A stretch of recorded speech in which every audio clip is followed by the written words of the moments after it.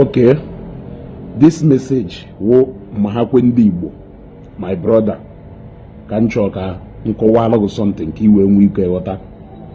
Afu maybe na address Father Nwebe in your live broadcast.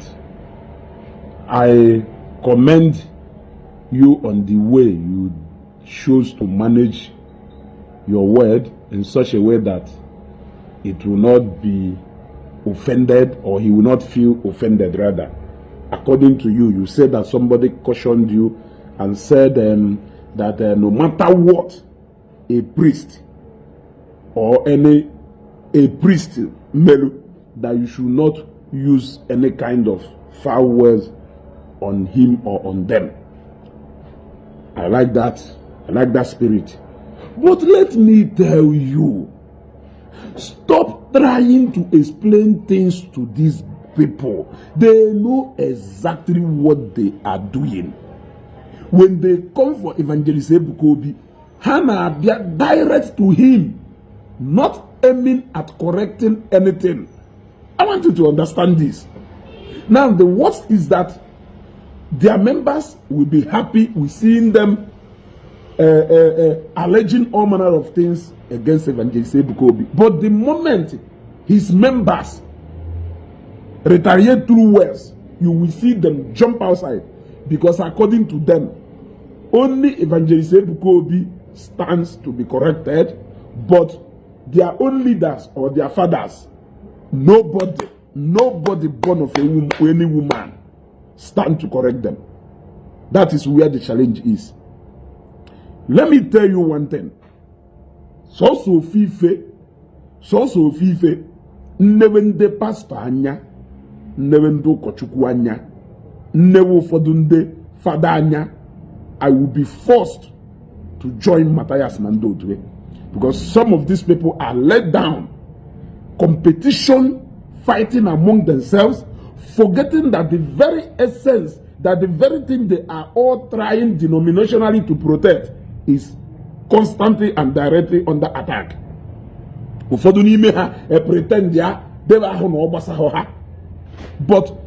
interdenominationally, they will be fighting each other tooth and nail. Physical one.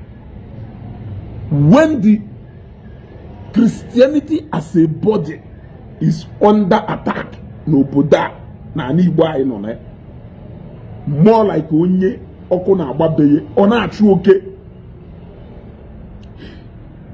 A group of people biniteru when they decided na ife ahụ unu no na eno si ike na preach that message na achozi na acho ime is right eno ife a na-ekwu, but it is so much interested na onye gu na ekwele ekwe isizi na not supposed to ide meva, not supposed to isu sola no man ido more comfortable with an in-house fight rather than people who are trying to conquer you from outside.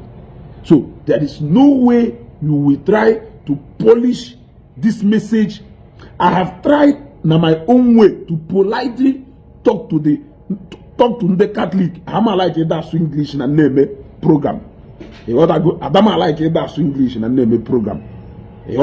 So after I go so many times to politely talk to the Catholics about Evangelist Ebuka Obi and the Ofodunda Mepeshalo ministry from Catholic Church. Allow these people to be. Allow these people to be. The reason is because na alaji kana shilefi. The same of alaji kana shilefi. Unekuzina doctrine jikose doctrine jigarese. You are busy trying to protect your doctrine. Doctrine of what? Somebody is trying to even buchapu ana heba hekwapo. Ekanola eba. Owo no nya buchapu eba hekwo. Kele be ya nozi were protect or defend your doctrine. You can never hear any of them reply to Matthias and a lot of stories nile on a conjuncing the by. You will never hear them respond to Mazidibia and the Ndozo. But they will be busy responding to their fellow clergymen. They will be busy responding to their perceived opposed ministry or church. It is very bad. I have come to understand or realize that they know exactly what they are doing. And looking at those men, you cannot help it but to simply align with Matthias. Yes, you cannot help it if not because of one thing or the other. Can even Madonna be wasted the time about in unnecessary enmity with people over those that doesn't even want to help themselves? And I know Catholic Church you say according to Catholic Church. Now ministry you say ministry you say, but aim is to draw souls, win souls to Christ, and at the end of the day, all heaven matter. In all no whether many one Catholic, ni one Anglican, ni one Pentecostal, ni one Nka. Yeah, is that what will matter in heaven? Iruo n'eluigwe before ekpe I adjure church in a jet, and when you look at church in anywhere, it is all about Christ. That is the universal language everybody should understand. I don't know why the men of God that should be promoting and preaching peace and unity, peaceful coexistence among Christians, not minding any denomination in on there. I don't know why they are busy segregating. They are busy. If you are saying that now Evangelist Ebuka Obi is not operating according to the doctrine of the Catholic Church, does it mean that it is only Catholics that will make heaven? That Anglicans will not make heaven? That the Sabbath will not make heaven? And the Pentecostals will not make heaven? So, is it all about the activities and doctrine of the Catholic Church that will take you to heaven? Or the Anglican, or the Pentecostal? So, I have seen that these people, they don't want to help themselves. While you are busy trying to make things okay from this side, they are busy messing it up from the other side because of their personal and greedy interest. So, trying to address them politely when you know carefully that they know what they are doing. Onye nke akwụsha na kpuo, onye nke ọzọ apụta, onye nke akwụsha na kpuo, onye nke ọzọ apụta.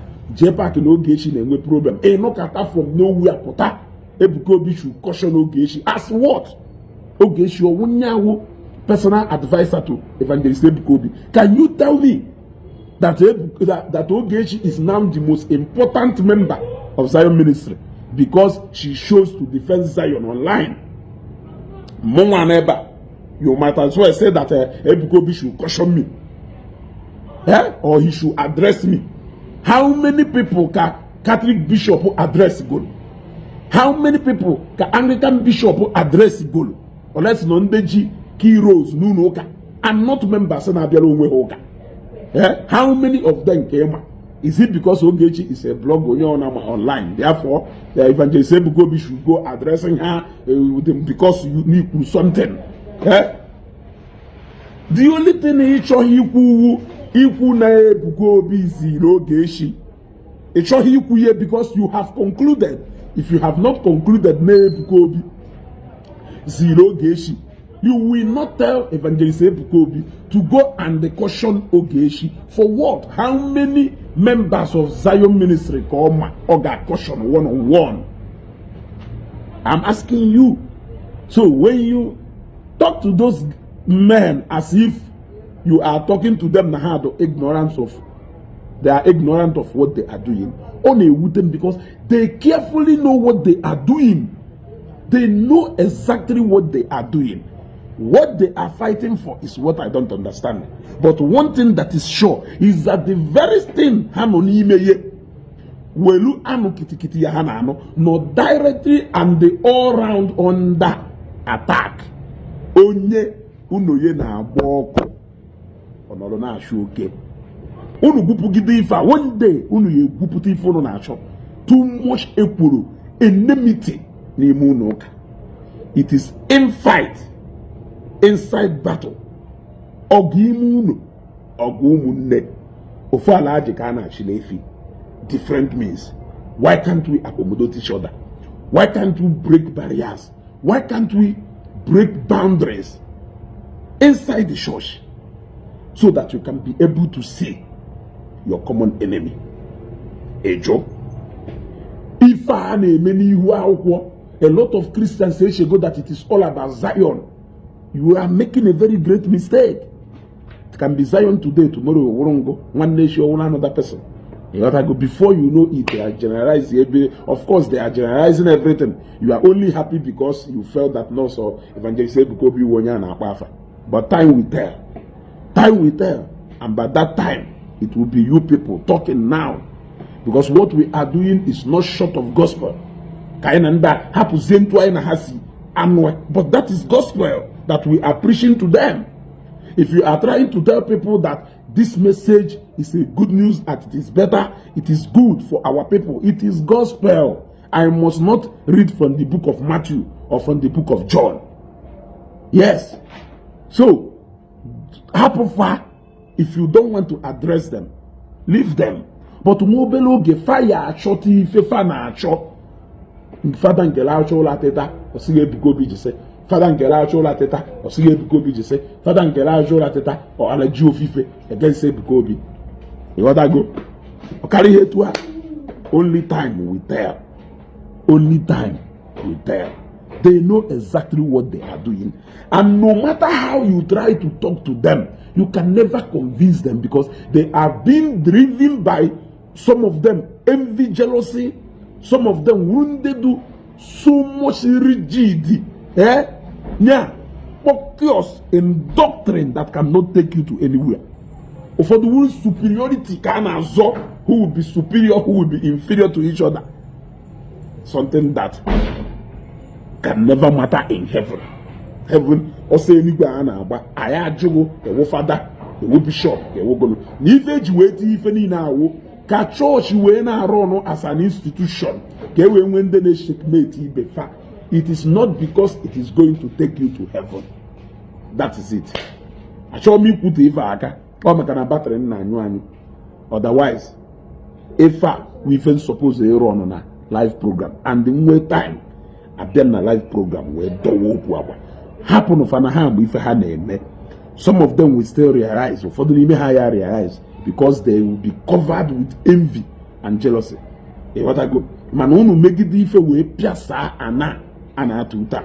Onyo na ye blue te na kanaba because no na boko ono do busy na actually okay ni mu no. That one.